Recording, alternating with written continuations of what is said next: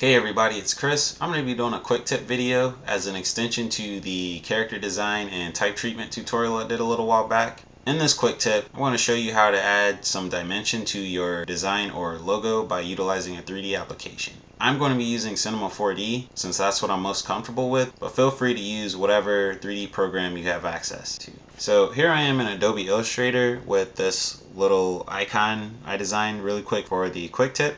And I'm going to go ahead and turn on the rulers by hitting Command R. That's Control R if you're on PC. And I'm going to come up to this corner here and drag out the crosshairs.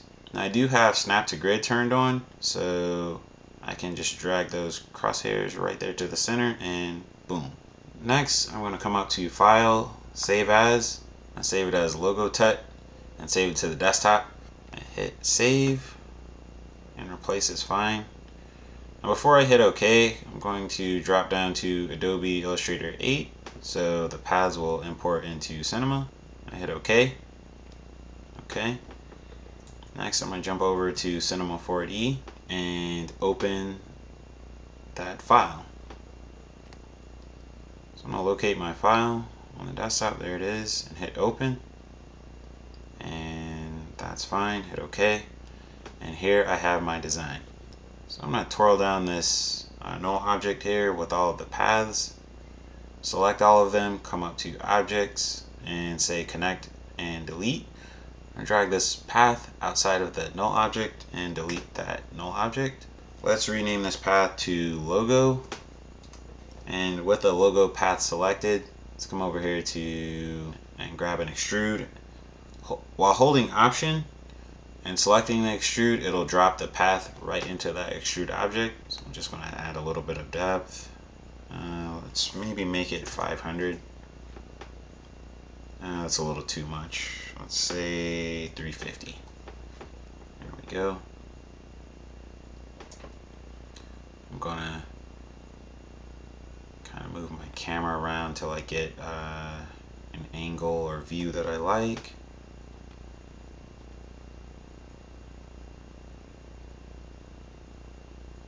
Let's say that is what I want right there. The next thing I'm going to do is, once again, let's rename this to Logo. I'm going to make it editable by hitting C. I'm going to grab all of these and once again come to Objects and say Connect and Delete. Let's go ahead and grab those two selection tags, delete them. Come down here and make two new materials. And the first one we will make black, turn off the specular, come to color and make it a solid black. The second object or material object will turn off the color and specular, turn on luminance and make this green. Okay, just like so. Close that out. Come back to the object and select the faces. Let's select all of the front faces of this object like I'm doing here, and go ahead and apply that green material like so. Next we'll come up to Select and say Invert and drag the black material on that selection. So this is what we should have, that there.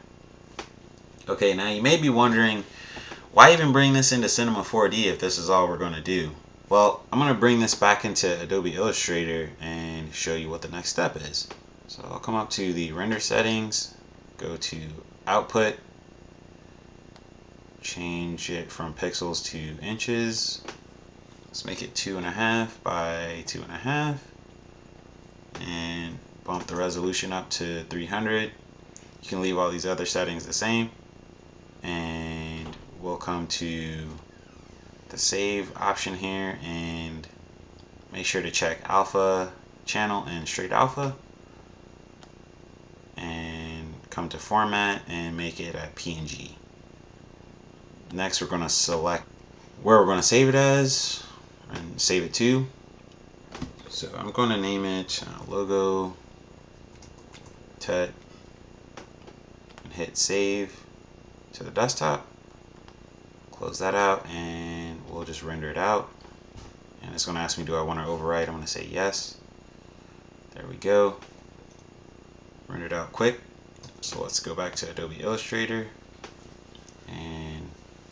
go File, Place, and import this in. So there we have it. We'll just move this guy over. Next, we'll come up to the image trace option and click that. And this is what it's going to give us. So let's go over to the option box over here for the image trace. From mode, we'll set it to color. And it's going to calculate. So we'll do that. These settings look fine.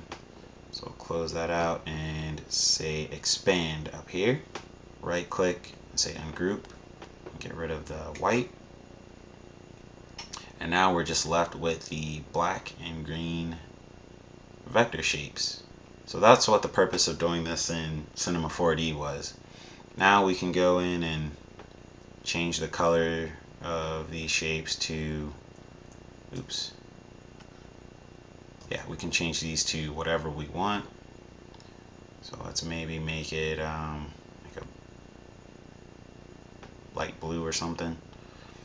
And then all of the black shapes, we will make a darker blue. Like that. You know, you can grab these and continue to do whatever you want with them, but that's the basic idea of this quick tip. Just going to do a few more things here. I'm going to copy this and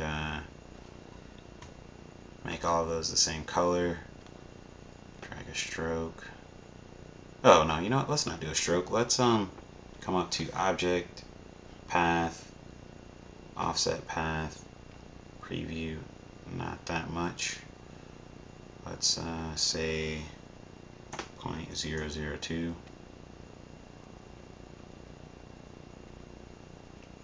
0.02. Nope, too much. 0.5. And hit cancel. Never mind.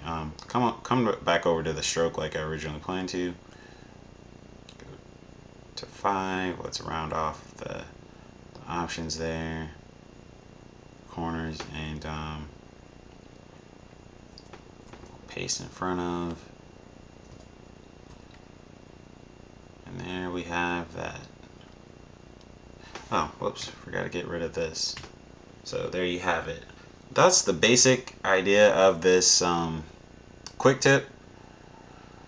Now you can obviously do this in Illustrator, and I'll show you really quick if you don't have a 3D application. But the 3D application is going to give you a lot more to play around with and give you a lot more versatility to do things with, to bring back into Illustrator. But let's go ahead and do this in Illustrator really quick. See what happens.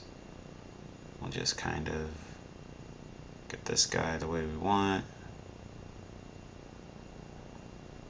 Say that that's okay. Let's change him to like a blue. The problem with this is that it sort of breaks in certain areas, and so you can only do it from certain angles. So that would be the only issue with trying to do this in Illustrator, utilizing its 3D effect. Continue to play with this. You know, try as many things as you can in the 3D software. You can come up with some really cool effects to bring back into Illustrator and to image trace to make it vector again. I want to thank you all for watching the other 2 tutorials on Illustrator that I've done. I plan to do quite a few more tutorials when I have time. I've just been extremely busy with school. It's something I want to continue to try to do. Thank you so much, guys, for tuning in. I hope this was somewhat useful to you, and I will see you in the next tutorial, hopefully real soon. Alright, thanks guys. Bye.